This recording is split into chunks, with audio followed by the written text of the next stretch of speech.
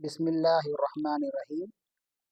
आज के इस सबक में हम सीखेंगे इन पेज में नया डॉक्यूमेंट किस तरह बनाया जाता है। इन पेज खोलने के बाद फाइल में न्यू पर क्लिक करें या कीबोर्ड से कंट्रोल एन दबाएं तो न्यू डॉक्यूमेंट का डायलॉग बॉक्स हमारे सामने आ जाता है।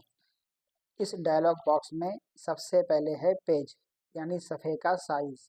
इसमें बाय डिफ़ॉल्ट A4 दिया हुआ है जिसकी चौड़ाई 210 मिलीमीटर और लंबाई 297 मिलीमीटर होती है और आमतौर पर A4 का साइज़ ही इस्तेमाल किया जाता है। ज़ेरॉक्स की दुकानों में जिस सफ़े पर ज़ेरॉक्स निकलता है आमतौर पर उसे कहते हैं A4 साइज़।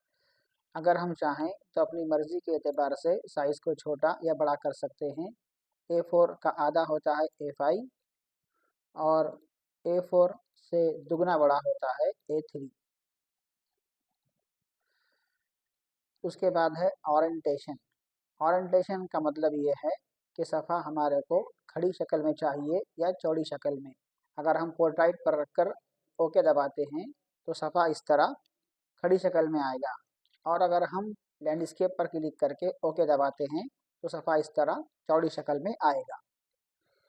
इसके बाद है सफ़हात यानी पेजेस। हमारे डॉक्यूमेंट में जितने सफ़हात की हमें ज़रूरत होने का अंदाज़ा है वो हम यहाँ पर लिख सकते हैं। मसलन मैं लिख रहा हूँ 10 और ओके दबाया तो ये 10 सफ़हात वाला डॉक्यूमेंट तैयार हो गया है। सफ़हात के बाद है मार्जिन यानी हाशिया। सफ़े के ऊपर दाएं बाएं और नीचे जितनी जगह हम छोड़ना चाहते हैं उसे यहाँ पर तय कर सकते हैं। जैसे मिसाल के तौर पर किसी मदरसे के लेटर हेड में अगर प्रिंट निकालना हो तो हम टॉप में दे देंगे मसलन 55 मिलीमीटर और बॉटम में दे देंगे 44 मिलीमीटर। ओके, अब देखिए सफ़े के ऊपर 55 मिलीमीटर और नीचे 44 मिलीमीटर जगह खाली आ गई है। यहाँ पर हुरूफ नहीं आएंगे बल्कि ये जगह खाली रहेगी मदरसे के नाम और मदरसे की सील और सिग्नेचर वगैरह के लिए। तो बहरहाल यहाँ पर हम अपने सफ़े का मार्जिन चारों सीन से तय कर सकते हैं। इसके बाद में है डायरेक्शन यानी हमारा कलम दाएं से बाएं की तरफ चले या बाएं से दाएं की तरफ। उर्दू अरबी फ़ारसी में राइट टू लेफ़्ट ही काम किया जाता है और इंग्लिश के लिए लेफ़्ट टू राइट काम किया जाता है। अगर मुझे इंग्लिश टाइप करना हो मैं यहाँ क्लिक करूँगा और ओके दबाऊँगा। अब मेरा कलम लेफ़्ट से आ रहा है और इंग्लिश के हुरूफ इसमें लेफ़्ट टू राइट टाइप होंगे। इसके बाद है कॉलम। जिस तरह अखबारात में कॉलम बने होते हैं अगर उस तरह हमें कॉलम वाइज काम करना हो सफ़े में तो हम यहाँ पर 2 या 3 या 4 कॉलम देकर काम कर सकते हैं। मैं अभी 4 कॉलम दे रहा हूँ, इसे कहते हैं कॉलम। तो कलम यहाँ पर इस तरह चलेगा, पहले कॉलम में फिर दूसरे कॉलम में फिर तीसरे फिर चौथे कॉलम में। जब हम कॉलम लेते हैं तो साथ में ही बात आती है गटर की। 2 कॉलम के दरमियान जो फासला है इसे गटर कहा जाता है। इस फासले को यहाँ से कम या ज़्यादा किया जा सकता है। गटर के बाद में है ऑटोमेटिक टेक्स्ट बॉक्स।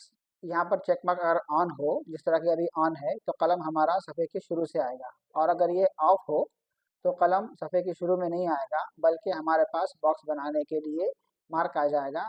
जहाँ हम बॉक्स बनाएंगे हमारा कलम उसके अंदर ज़ाहिर होगा। इसके बाद है डबल साइडेड और फेसिंग पेजेस। इसके बाद सेव एज़ डिफ़ॉल्ट। इन 3 चीज़ों के बारे में हम लोग आइंदा सबक में मालूम करेंगे। तो आज के सबक में हमने देखा कि नया डॉक्यूमेंट बनाने के वक्त सफ़े का साइज़ तय किया जाता है। यहाँ पर ओरिएंटेशन खड़ा या चौड़ा सफ़ा तय किया जाता है। सफ़ा जितने लेना हो वो यहाँ से हम ले सकते हैं। सफ़े का मार्जिन चारों तरफ से यहाँ हम उसको तय कर सकते हैं। डायरेक्शन उर्दू के लिए राइट टू लेफ़्ट और इंग्लिश के लिए लेफ़्ट टू राइट वगैरह यहाँ से हम तय कर सकते हैं। जितने कॉलम की ज़रूरत हो वो यहाँ से ले सकते हैं और 2 कॉलम के बीच में दूरी को हम गटर में तय कर सकते हैं। कलम अगर शुरू में आना हो तो इस बॉक्स को हम लोग ऑन रखते हैं।